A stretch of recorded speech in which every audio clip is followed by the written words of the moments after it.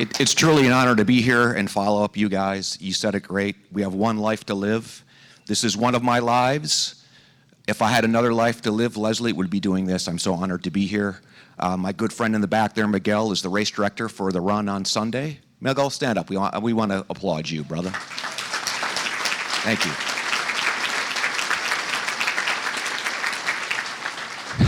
So when I met Leslie and she told me PTSD stands for permission to start dreaming, Leslie, you changed the way I think about it. You really do, and I hope you're changing the way the world thinks about it. And permission is a weird thing, right? Permission is a weird thing. The permission to love yourself, the things that you talked about. So 30 years ago, almost 30 years ago, it was December of 1989, we invaded Panama. Remember that? Some of you youngins don't remember that one, to Raus Noriega. And we jumped into that airfield, and it was froggy. Guys got hit in the aircraft. Guys got hit in the air. We had a good fight on the ground. It lasted a couple hours, and then we spent a couple weeks chasing Panamanian Defense Forces around the jungle, and then we came home. And for that action, we're given a little star on our jump wings to denote that we jumped into combat. Well, we were young men in the 1st Ranger Battalion, and we had a discussion amongst ourselves. And many of us didn't feel qualified to wear this star. Because some of these men that went before us, these men that jumped into Normandy, D-Day, Market Garden, and what they saw on the ground, we stacked ourselves against them and said, we're not worthy, and I'm not going to wear this. And we had this internal debate, and I don't remember exactly how long it went on. I'm thinking maybe it went to June, when D-Day remembrance occurred, and we were talking to some of the old veterans. And we had this discussion. I'll never forget it. It was an old man in a wheelchair. World War II vet, D-Day vet, mustard stain on his wings. And we explained to him our dilemma. And he sat there for a second, and he said to us, "Did you know what was on the drop zone?" And we said, a little bit. They knew we were coming.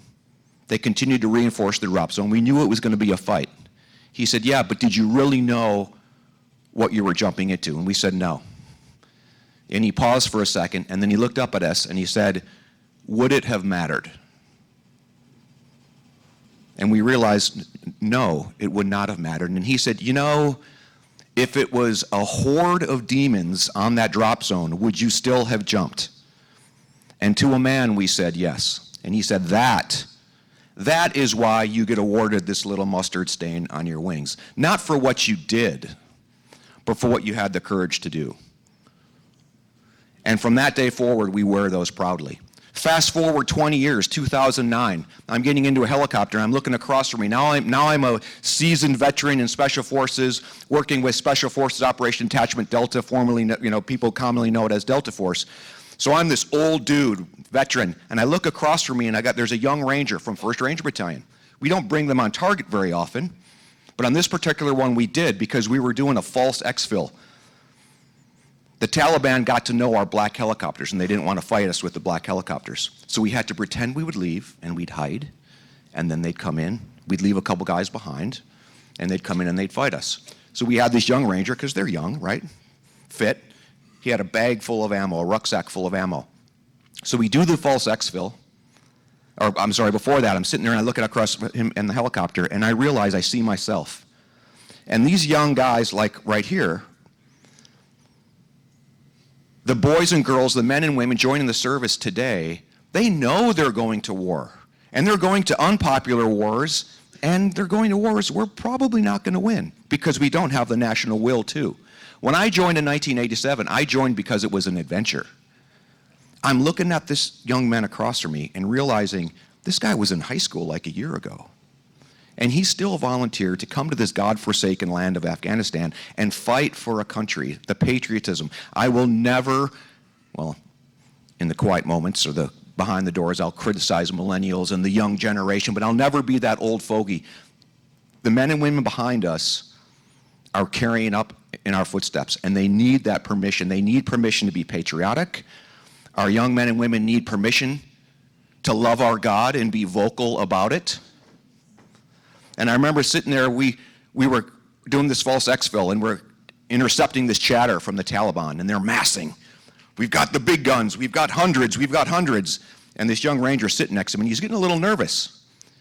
He's like, "That's a lot of dudes." I was like, "They exaggerate." You know how they do it. They exaggerate. They're always exaggerating. They're in their caves drinking tea. There'll be like a couple dozen of them. He says, but what if they're not exaggerating this time? I said, well, what's in your rucksack? Ammo. That's why you're here. We just need more ammo. So fast forward from that again now to what you saw on this slide, or the video with Guardian Group. As I was moving towards the end of my service, I began to realize these mottos like Rangers lead the way, De Oppresso Libero Special Forces, free the oppressed. Delta Force's motto is oppressors beware. I began to realize those things are in my blood. Those things are who I am. What am I going to be next? How do I take those things and move into another category? What is my motto when I take off my green suit and put on my gray suit? And I want to challenge you here. Think about this for a second. What's your personal motto? What about where you work? Many places you work at, law enforcement, universities, just do it with Nike, right? Everyone has their motto. I encourage you to think about what's your personal motto. And I realized, free the oppressed, that's it for me. Sorry. Take it or leave it. That's who I am, and that's what I do. And that's my motto. And I'm excited for the future. And I liked your openness with your discussion, the demons that we have. And I want to close with something that I learned a couple weeks ago that blew me away. I've been a believer all my life. I've been studying the Bible all my life. And I heard something and learned something, and I don't know if it's true, but I think it is. And everyone has their own troubles and traumas and demons that they deal with. So here's something that I learned. You guys know the story of Moses, right, in the burning bush? God appears to him in the burning bush, and he says, go get my people, go get my oppressed from Egypt. And Moses says, who should I say is sending me? When Pharaoh asks me, where do I have the authority? God says, tell them Yahweh sent you. And that's translated in many different ways. A lot of times we translate it as Lord, because we don't really know. It's YHWH, consonants, Hebrew, consonants, no vowels whatsoever.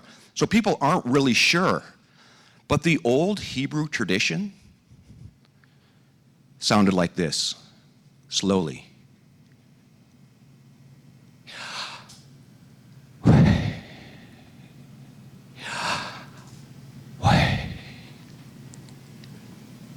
The name of our Lord is the breath in your lungs, Yahweh. And that's what he was saying.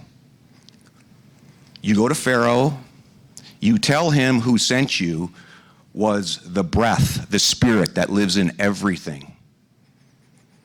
And the first time I heard that, I had to sit down and say, are you kidding me? I've been a believer all my life. This is the first time I've heard that. Think about it. Think about some of these things we hear, these verses. Let my name be on your lips at all times. Pray without ceasing. Does that make a little bit more sense now? What do we do in yoga? We learn how to breathe, right? I encourage you to think about this throughout the day. Think about this. What's the first word any newborn baby says? With his breath, with her breath, she's saying the name of our Lord. What's the last thing our mates say when they die on the battlefield? The name of our Lord. So use that breath and be intentional today and every time you can to deal with what you're doing in life, and recognize when you're breathing deeply, you're breathing in the name of our Lord. And that should give you strength through some of the things that you do. Again, it's a total honor to be here today. Thank you for asking me. Thank you all for being here. Have a great day.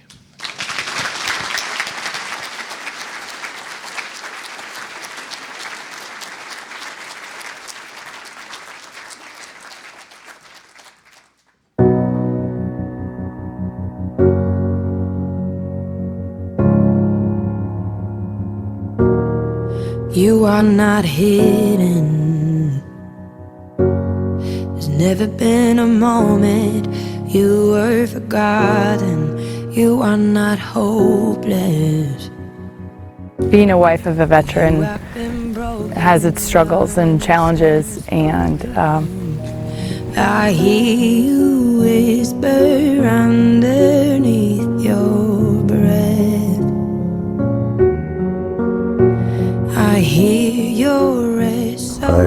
struggled with the PTSD all my adult life, and I know what these young men and women have to face for the rest of their lives. You're looked at as the hero and the strength of the community. The hard thing for them is sometimes they need support as well. We go through some crazy traumatic events within our careers. We see things that nobody wants to see. Once you get out of the service, you're just looking for something, a purpose, a place to go, a sense of belonging. When you feel broken, you feel like there's something's wrong with me, and it feels like it's part of your identity. I was looking for that sense of belonging because I hadn't had that for a while. I was down on my luck. I was going down the wrong road. And there's this overwhelming shame that weighs you down, and there's no way to get out of that shame on your own. You need somebody to come and take off the layers of shame and help you, grab you by the hand and pick you back up.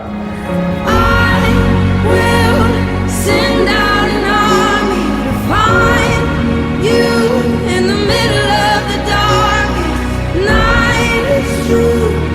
I will rescue you. I finally sat down and realized I need to do something for myself, and I took the time off of work. I told my family I was going to escape for a week to go work on myself, and it was the best thing I've ever done. It's amazing how much they can open up to someone when they know they've been through the same issues, the same trauma, the same emotions that they have felt. Every time anybody walks into the huddle, it's a step in the right direction. Giving me that purpose again that I had when I was a first responder. God doesn't see us as broken, He sees us as redeemed.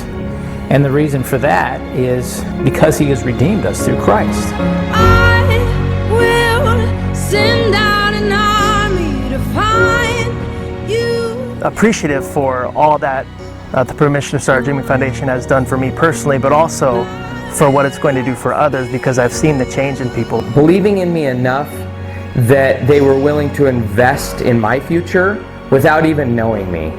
Helping one person at a time is a leap and a bound in itself. I think that's a big part of the foundation, is that it's been able to join us with other people so that we can not only share in that, but also help each other and help people who are struggling with the same things that we've gone through. Oh, I will